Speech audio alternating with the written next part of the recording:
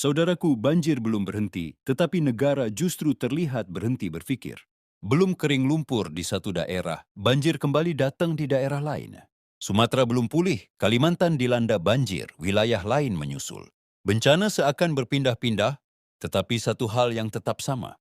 Pemerintah masih enggan menetapkan status bencana nasional. Pertanyaannya semakin menggema di tengah rakyat. Apa sebenarnya yang ditunggu pemerintah?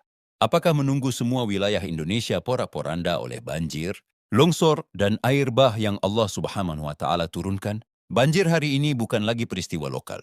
Ini adalah rantai bencana nasional yang terjadi berulang, meluas, dan saling menyusul. Namun negara tetap berdalih, masih bisa ditangani daerah, masih mampu sendiri. Kalimat itu terdengar tenang di ruang rapat, tetapi terasa kejam di tenda pengungsian. Di Kalimantan, air menenggelamkan rumah, kebun, dan jalan. Di daerah lain, banjir susulan datang saat warga belum sempat bangkit. Anak-anak tidur di pengungsian, lansia kelelahan, logistik terbatas. Tetapi di pusat kekuasaan, status nasional tetap ditahan, seolah-olah penderitaan rakyat belum memenuhi syarat administratif. Apakah penderitaan rakyat harus dikumpulkan dulu dari Sabang sampai Merauke agar layak disebut bencana nasional? Apakah nyawa manusia kini harus menunggu akumulasi statistik? Yang lebih menyakitkan, pemerintah tampak sangat cepat dalam menetapkan status strategis untuk proyek, izin tambang dan investasi, tetapi sangat lambat dalam menetapkan status darurat untuk rakyat yang tenggelam oleh bencana. Seolah-olah air bah belum cukup tinggi untuk menyentuh nurani kekuasaan. Jika banjir terjadi sekali, mungkin bisa disebut musibah lokal.